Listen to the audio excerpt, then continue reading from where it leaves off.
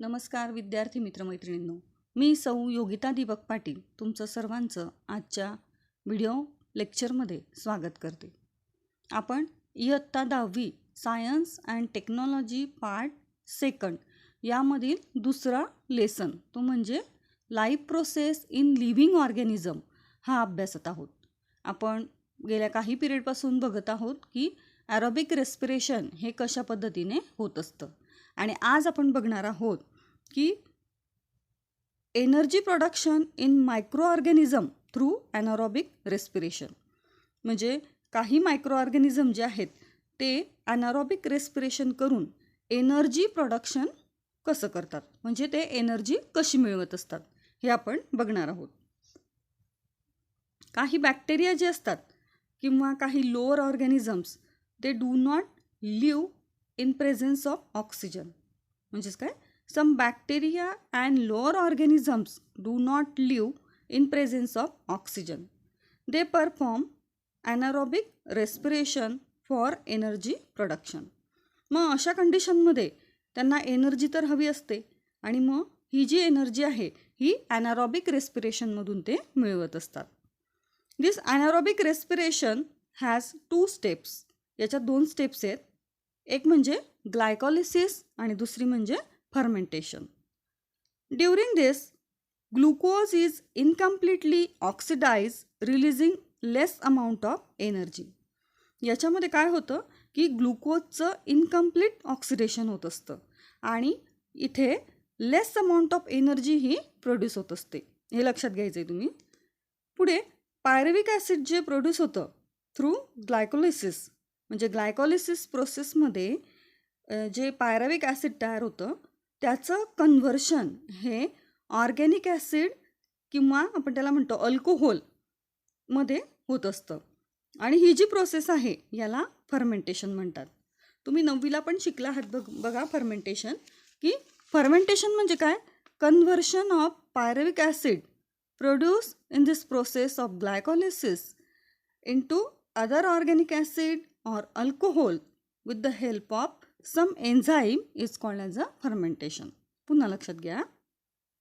Conversion of pyruvic acid produced in this process of glycolysis into other organic acids or alcohol with the help of some enzymes is called as a fermentation. म्हणजे fermentation प्रोसेसमध्ये जी ही प्रक्रिया होत असते fermentation process, तर यामध्ये enzyme हे मदत करत असतात आणि या एन्झाईमच्या मदतीने फर्मेंटेशन ही प्रक्रिया पार पाडली जाते. If there is a deficiency of oxygen level in surrounding, जेव्हा ऑक्सिजन लेवल ही कमी असते त्यावेळेस हायर प्लांट्स अँड ॲनिमल्स, काही जे हायर प्लांट्स असतात किंवा ॲनिमल्स असतात किंवा ॲरोबिक मायक्रो ऑर्गॅनिझम, तर हे ॲनारोबिक रेस्पिरेशन करतात. लक्षात घ्या की केव्हा पॉसिबल आहे हे, की if there is a deficiency of oxygen level in surrounding. आजूबाजूच्या वातावरणामध्ये जेव्हा ऑक्सिजनची कमतरता असेल तेव्हा हायर प्लांट्स किंवा ॲनिमल्स किंवा ॲरोबिक मायक्रो ऑर्गॅनिझम्स हे ॲनारोबिक रेस्पिरेशन करत असतात.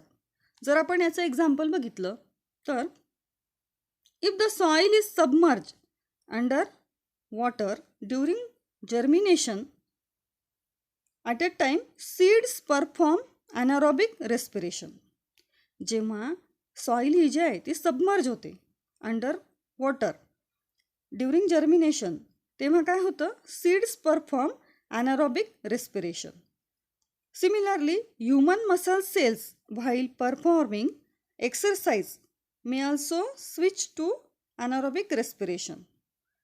जेव्हा आपण एक्सरसाइज करत असतो त्यावेळेस आपल्या ज्या ह्युमन मसल्स आहेत यांच्यामध्ये ॲनारोबिक रेस्पिरेशन हे होत असतं. याचं कारण असं की this makes person feel tired due to less amount of release of energy. यावेळेस काय होत असतं की आपल्या शरीरामध्ये ऑक्सिजनची कमतरता होत असते आणि त्यामुळे आपल्याला थकल्यासारखं वाटतं. तर हे आपलं जी एनर्जी आहे ही कमी प्रमाणामध्ये प्रोड्यूस होत असते. तर असं घडण्याचं कारण काय, तर त्यावेळेस आपल्या मसल्समध्ये किंवा बॉडीमध्ये लॅक्टिक ॲसिड हे तयार होतं आणि ते जमा होत असतं आणि म्हणून त्यामुळे आपल्याला थकल्यासारखं हे वाटत असतं.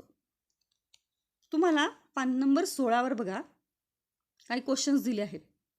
त्यापैकी पहिला प्रश्न आहे, which type of cellular respiration performs complete oxidation of glucose. म्हणजे कोणत्या प्रकारचं सेल्युलर रेस्पिरेशन याच्यामध्ये ऑक्सिडेशन हे कम्प्लिटली होत असतं ग्लुकोजचं. तर याचं उत्तर आहे बघा, तुमच्या लक्षातच आलं असेल, aerobic respiration or cellular respiration in presence of oxygen perform complete oxidation of glucose. म्हणजे जेव्हा ऑक्सिजन असेल तेव्हाच ऑक्सिडेशन होत असतं कोणाचं, ग्लुकोजचं. पुन्हा बघा, the aerobic respiration or cellular respiration in presence of oxygen perform complete oxidation of glucose. Next question आहे बघा, which cell organelles is necessary for complete oxidation of glucose. तुम्हाला माहितीच आहे, mitochondria. Mitochondria is necessary for complete oxidation of glucose. आपल्याला पुढचा topic बघायचा आहे बघा, तुमच्या लक्षातच आलं असेल कोणता तो, energy from different food components. म्हणजे आपल्याला कोणते कोणते फूड कंपोनंट्स आहे त्याच्यापासून एनर्जी कशी मिळत असते. पहिला तुम्हाला माहिती आहे carbohydrates. This carbohydrates which are not utilize are store in liver and muscles in the form of glycogen. Carbohydrate आपल्या बॉडीमध्ये जो असतो की ज्याचा वापर होत नाही, तर तो लिव्हरमध्ये काय होत असतं, हे कार्बोहायड्रेट स्टोअर होत असतं आणि मसल्समध्ये पण. तर याचं रूपांतर हे म्हणजेच कार्बोहायड्रेटचं रूपांतर हे ग्लायकोजनमध्ये होत असतं. पुढे प्रोटीन आहे बघा. Proteins are form by amino acid. तुम्हाला हे माहितीच आहे की अमायनो ॲसिडपासून प्रोटीन्स आपल्या बॉडीमध्ये तयार होत असतात. This proteins are form by amino acids which are held by peptide bonds. Amino acid हे जे आहेत एकमेकांना लिंक असतात आणि त्यांच्यामध्ये पेप्टाईड बॉन्ड्स असतो. Therefore it is called as a macromolecule. Peptide bond यांची एक अशी शृंखला तयार होत असते आणि म्हणून त्याला मॅक्रोमॉलिक्यूल म्हणतात. मॅक्रो म्हणजे काय, मोठा. When protein are digested they are converted back in to amino acids. म्हणजे जेव्हा प्रोटीनचं डायजेशन होत असतं तेव्हा त्यांचं रूपांतर हे अमायनो ॲसिडमध्ये होतं. Amino acids are absorb in blood circulation and transport to every cell. Amino acid जे आहे ते ब्लडमध्ये ॲब्सॉर्ब होतात आणि सर्क्युलेशन जेव्हा होत असतं ब्लडचं त्यावेळेस ते प्रत्येक सेलपर्यंत पोचवले जातात, म्हणजे त्यांचं ट्रान्सपोर्ट होत असतं. As per the type of cell the amino acid are again use for making protein that are require by body. म्हणजे आपल्या शरीराला जशा प्रकारे प्रोटीनची आवश्यकता असते तशा प्रकारे प्रोटीन हे आपल्या बॉडीमध्ये तयार होत असतात आणि आपल्या पूर्ण शरीराला ते पुरवले जातात.